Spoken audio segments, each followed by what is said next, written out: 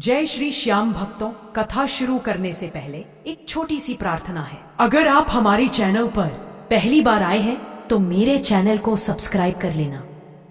Video अच्छा लगे तो लाइक जरूर कर देना और कमेंट में जय श्री श्याम लिखकर अपना हर कमेंट, हर लाइक और हर सब्सक्राइब हमें और भी सुंदर भक्ति कथाएं आपके लिए लाने की ताकत देता है। तो चलिए अब शुरू करते हैं आज की पावन यात्रा। यह कथा शुरू होती है राजस्थान की तपती धरती से, जहां रेत का हर कण गर्म सांसों की तरह उठता है और हवा के हर झोंके में जीवन का संघर्ष बसा है। उस प्रदेश में एक छोटा सा गांव था जिसका नाम था सहरोली, और उसी गांव के किनारे टूटी हुई दीवारों वाला एक छोटा सा मिट्टी का घर खड़ा था। उस घर में रहने वाला गरीब लकड़ी काटने वाला था जिसका नाम था धन्नू, जिसके चेहरे पर हमेशा थकान रहती थी, आंखों में चिंता ठहरी रहती थी और कदमों में मजबूरी की भारी जंजीरें बंधी रहती थीं। हर सुबह वह जंगल की ओर निकलता, अपने कंधे पर कुल्हाड़ी उठाए, और घर छोड़ते समय उसकी पत्नी कालंदरी धीमे स्वर में कहती कि आज ज्यादा लकड़ी मिल जाए ताकि बच्चों का पेट भर सके। लेकिन किस्मत जैसे उनकी दुश्मन बन चुकी थी। कभी लकड़ी कम मिलती, कभी खरीदार कम मिलते, कभी जंगल के पहरेदार डांट देते, कभी बारिश से रास्ता बंद हो जाता। इस तरह हर दिन उसके हाथ में इतना कम पड़ता कि दोनों वक्त की रोटी भी दुश्वार हो जाती। धन्नू की पत्नी महीनों से बीमार थी। उसका शरीर सूखकर पेड़ की छाल जैसा हो गया था, आवाज बैठ गई थी और आंखों के नीचे गहरे काले घेरों में जैसे सारी दुनिया का दुख भर गया था। वह जब भी पानी मांगती, धन्नू का दिल चीर जाता, क्योंकि घर में पानी भी नाप तौल कर रखना पड़ता था।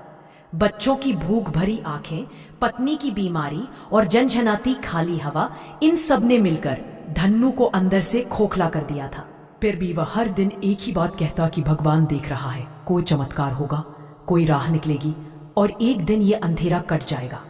लेकिन दिन बीतते गए, अंधेरा और घना होता गया। एक रात जब कालंदरी तेज बुखार में तड़प रही थी, धन्नू उसके सिरहाने बैठा था। वह आंखें मुश्किल से खोलकर बोली कि धन्नू, शायद मेरी सांसें अब ज्यादा नहीं बची, पर मरने से पहले एक विनती है कि तू एक बार खातू धाम होकर आज शाम सरकार के दरबार में जाकर उनके चरणों पर सिर रखा। उनसे कह आ कि एक गरीब की बहू तुम्हें याद कर रही थी, शायद वह मेरी तकदीर पलट दे। धन्नू ने हड़बड़ आकर कहा कि नहीं, ऐसा कभी मत बोल, तू ठीक हो जाएगी, मैं दवा खोज लाऊंगा। लेकिन वह मुस्कुराई, कमजोर सी मुस्कान, और बोली कि दवा से ज्यादा असर श्याम के दरबार में होती दया का है। उसके शब्द धन्नू के दिल में तीर की तरह उतर गए। अगली सुबह वह गांव के पंडित के पास गया और बताया कि उसकी पत्नी श्याम का नाम ले रही है, कोई उपाय बताइए।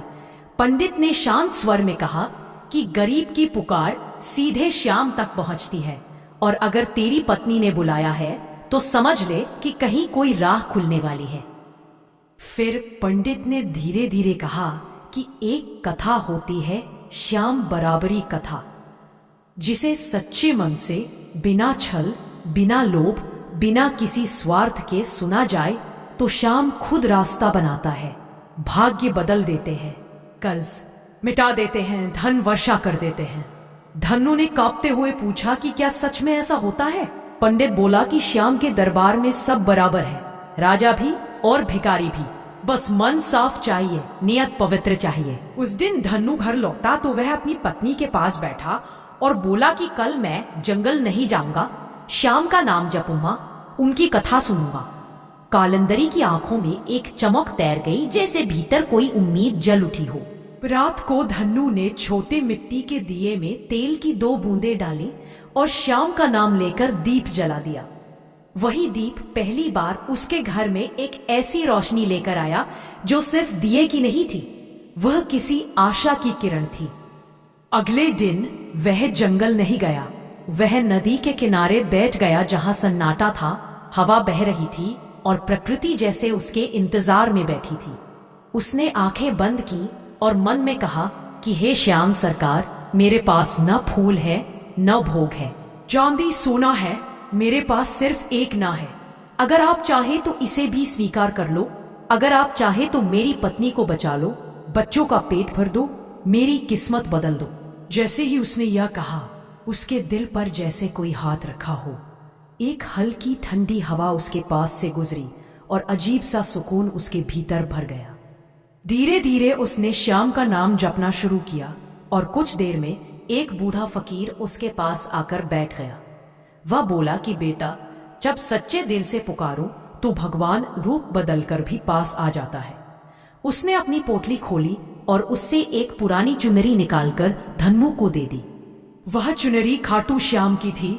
रंग फीका था मगर उसमें अजीब सी महक थी, जैसे किसी दिव्य स्थान से आई हो। फकीर ने कहा कि इसे घर में रख देना और शाम को श्याम का नाम लेकर इस चुनरी को देखना, तेरी मनोकामना पूरी होगी। धन्नू ने सिर झुकाकर चुनरी ले ली। पलटकर देखा तो फकीर गायब, जैसे हवा में उड़ गया।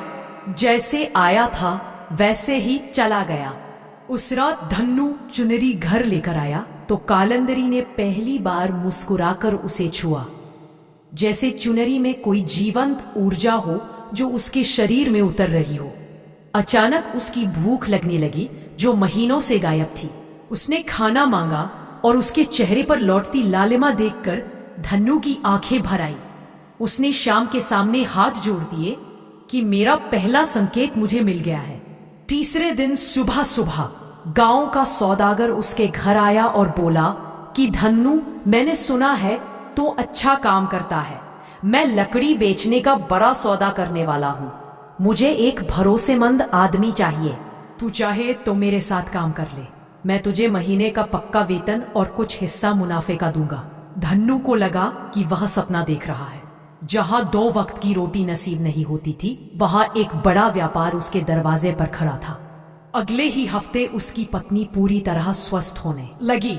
चेहरे पर चमक लौट आई। आवाज में दम आने लगा, जैसे उसने मौत का दरवाजा बंद कर दिया हो। गांव में उसकी चर्चा फैल गई कि श्याम ने गरीब की सुन ली। लोग उसके घर आने लगे, उसकी मेहनत की तारीफ करने लगे और कहने लगे कि किसी का बुरा मत करना, किसी का धन मत हड़पना। श्याम की दया वहां बरसती है जहां मन साफ होता है।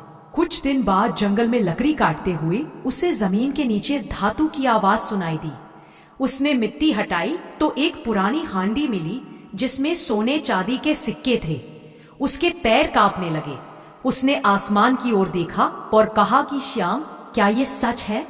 जवाब हवा में आया, जब श्याम उठाते हैं तो गिरने का वक्त नहीं देते।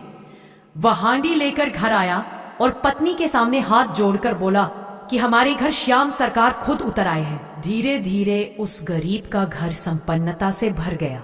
उसके बच्चे अच्छे स्कूल में पढ़ने लगे, पत्नी पूजा में बैठने लगी, घर में रोज सुगंध भरने लगी और वह धन दौलत से इतना भर गया कि उसे खुद समझ नहीं आया कि वह कौन सा पल था जब उसका भाग्य बदल गया। उसे याद आया श्याम बराबरी कथा, चुनरी, वह ठंडी हवा, वह फकीर, वह दीपक।